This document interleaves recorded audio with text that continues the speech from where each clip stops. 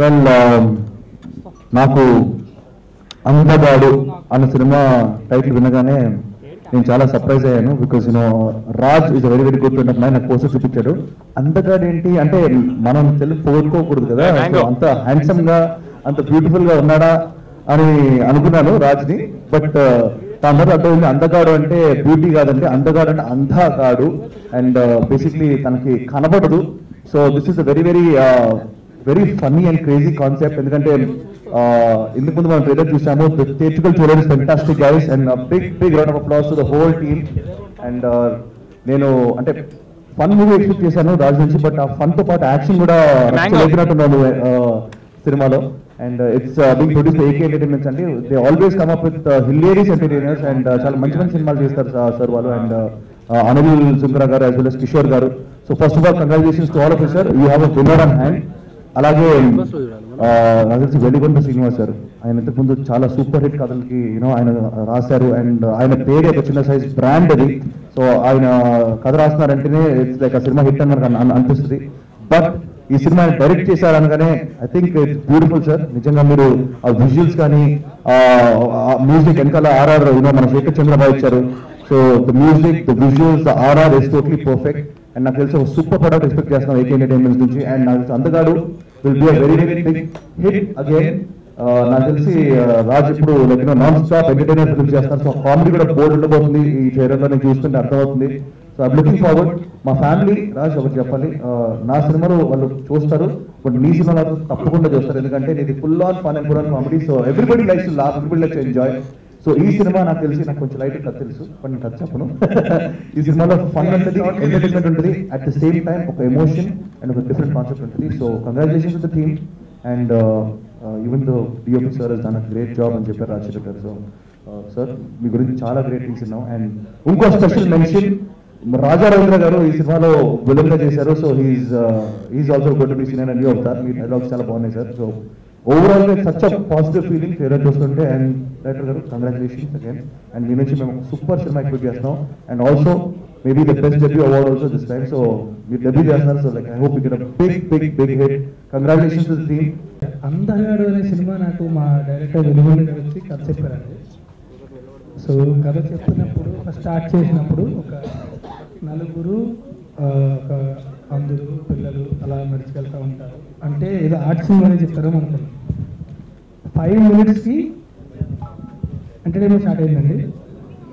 ఒక 20 minutes దాకా వెళ్ళింది. అది ఇది కాగట్లేదు, అంటే తాగట్లేదు. తర్వాత బ్యూటిఫుల్ లవ్ స్టోరీ స్టార్ట్ అయింది. ఆ లవ్ స్టోరీ ఎంటర్టైన్మెంట్ ఉంది. అండ్ ఎవ్రీ 15 minutesకి ఒక జోనర్ మారుతుంది అని. సో ఈ సినిమా ఒక ఏ జోనర్ అంటే చెప్పలేదు. So I was very intrigued towards it అనమాట. Every second towards I was intrigued towards it. And cinema చేసేటప్పుడు కూడా ఆయన he was very clear with the content. ఆయనకి ఏం కావాలని తెలుసు. ముందే చెప్పారు, నాకు టెక్నికల్గా అంత ఐడియా లేదండి అన్నారు. నేను టెక్నికల్ ఐడియా లేకపోతే ఏ లెన్స్ పెట్టాలో చెప్పలేకపోతే అనుకున్నాను. కాకపోతే ఆయనకి ఏ రేంజ్ కావాలని తెలుసు. So that is where he was good. Every single thing అనమాట. He was very clear about what he wants. ఆయనకి ఏం కావాలి అనేది క్లియర్గా చెప్పలేకపోతే ఆయనకి ఏం కావాలని తెలుసు. అది దొరికేలాగా నవ్వాలి. ఎవ్రీ ఆర్టిస్ట్, రాజేంద్ర ప్రసాద్ గారితో సహా ప్రతి ఆర్టిస్ట్తోనే ఆయనకి ఏం కావాలో ఆయనకు వచ్చేలాగా నవ్వాలి. And just because it was so clear, even RP గారు కూడా ఈయన రివర్స్ ఇచ్చారు చెప్పడానికి. సో అండ్ ఆయన యాక్చువల్ నాకు అన్నారు, ఎప్పుడో ఈ విధంగా చూసాను అయ్యా ఈ క్లారిటీ మళ్ళీ ఈ విధంగా చూస్తున్నాను చెప్పి. So I think it's a very great compliment. And I'm very happy to work with you sir always. And తర్వాత మా కెమెరామెన్ రాజశేఖర్ డలన్. యాక్చువల్లీ నాకు రాజశేఖర్ గురించి మాట్లాడుతుంటే ఏదో అంటే ఆపకుండా మాట్లాడుతుంటుంది అనమాట. ఎందుకంటే వీడియో మాట్లాడుతుంటే work for song. And then కిట్టున్నాడు చాలా సినిమాలు చేసి ఇద్దరం కలిసి, మళ్ళీ అందగాడు సినిమా చేసి ఇద్దరం కలిసి. అంటే నాపరా మాట మన గురించి అంటుంది. But I enjoy working with him for every single second అండి. Because he is too passionate about what he does and the work he does is phenomenal. అంటే is another range of camera. ఏదో నా కోసం ఏదో కొంచెం compromise అయిన cinema చేస్తే నాకు అనిపిస్తుంది అది చేస్తాను. So thanks a lot talent for working with me again and again, and I hope we work together for another 30 films at least. I hope you will.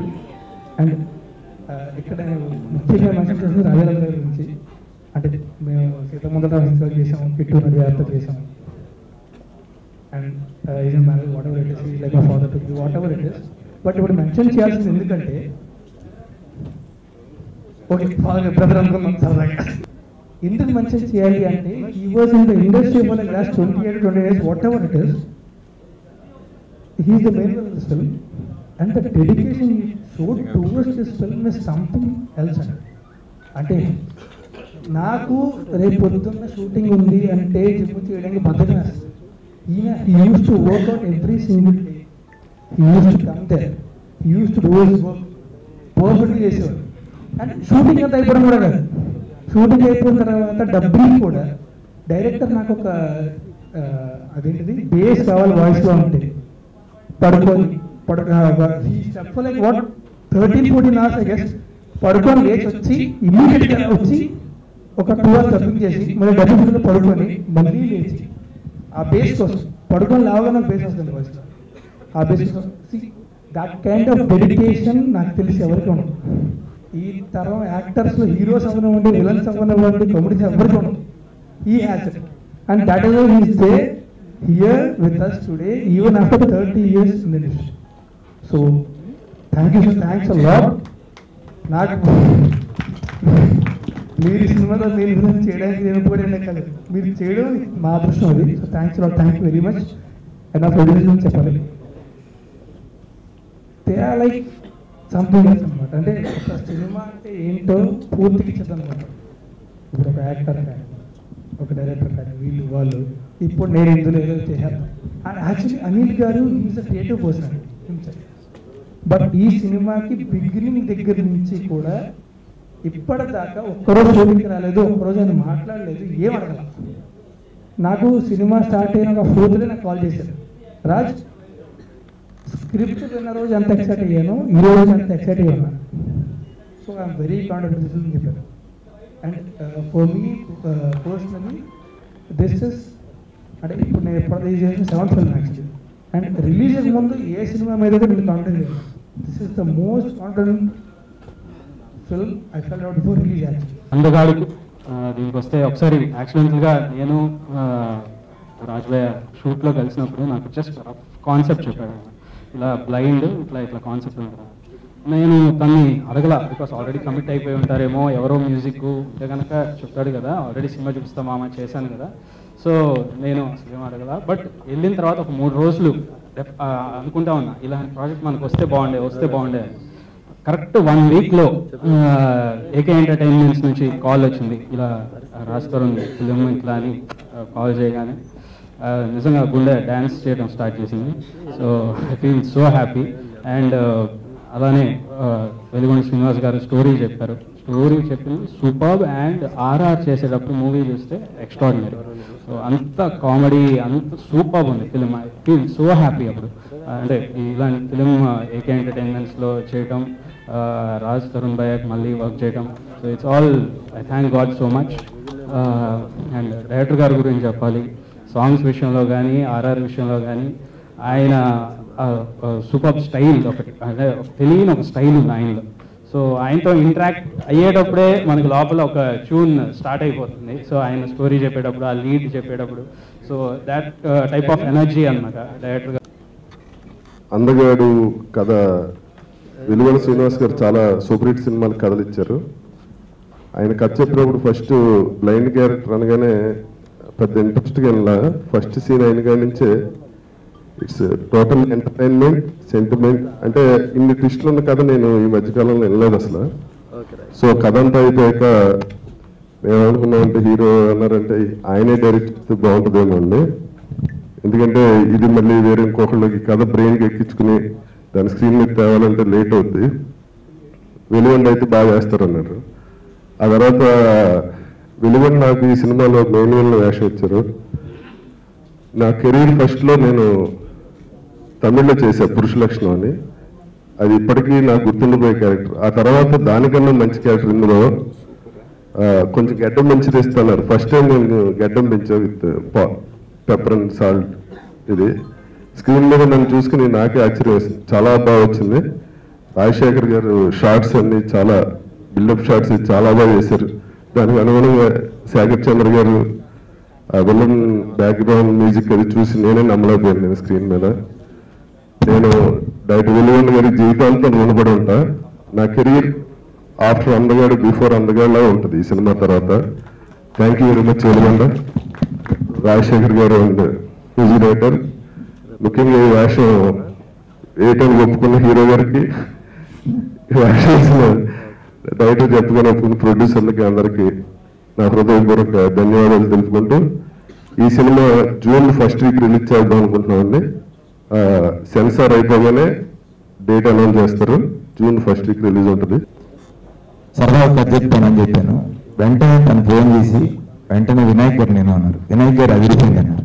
Vinayak గారు మళ్ళీ గోపికి పాస్ చేశారు. గోపి తర్వాత రామ్కి చెప్పించారు. అలా ఫస్ట్ అక్కడి నుంచి రామ్ గారి దగ్గరికి వెళ్ళింది, రాజా దగ్గర నుంచి. ఆ తర్వాత గోపి దగ్గరికి వెళ్ళింది. అలా ఓకే అయింది అనమాట పండగ చేసుకో. అలాగే సరదాగా ఎప్పుడు మళ్ళీ కలవలేదు కదా అని చెప్పి ఒక కథ చెప్తాను విను అంటే సరదాగా ఇలా కథ చెప్పడం జరిగింది. విని వెంటనే తను రాజుకి ఫోన్ చేసి నువ్వు ఒక కథ విను అన్నాడు. అంటే సినిమా చేయడానికి అది డేట్స్ ఏదో అన్నాడు. నువ్వు విని ముందు అన్నాడు. వినడం ఈ సినిమా మనం చేస్తాం అన్నాడు రాజు. సరే అన్నాడు. మీరే చేస్తున్నారు అన్నాడు. నేను షాక్. సరే నేను చేయాలని మనసులో ఉన్నా మనం ఇప్పుడు చేయాలని తక్కువ లేదు, మీకు ఇంతకన్నా మంచి ఇంట్రడక్షన్ వేరే దొరుకుతుంది అంటే చేయండి, లేదు ఇదైతే కరెక్ట్ అని. సరే మనకి ఎక్కడో చిన్న భయం చేద్దాం చేయాలని ఉంటుంది లోపల. సరే ఓకే ఫైనల్గా ఓకే అన్నాను. మళ్ళీ మధ్యలో కూడా వేరే సుకుమార్ వాళ్ళ బ్యాచ్లో ఎవరికో ఇద్దామని మళ్ళీ మధ్యలో కూడా అనుకున్నాం. లేదు లేదని మళ్ళీ నా దగ్గరికి వచ్చింది. సరే ఇంకా చేయాలి.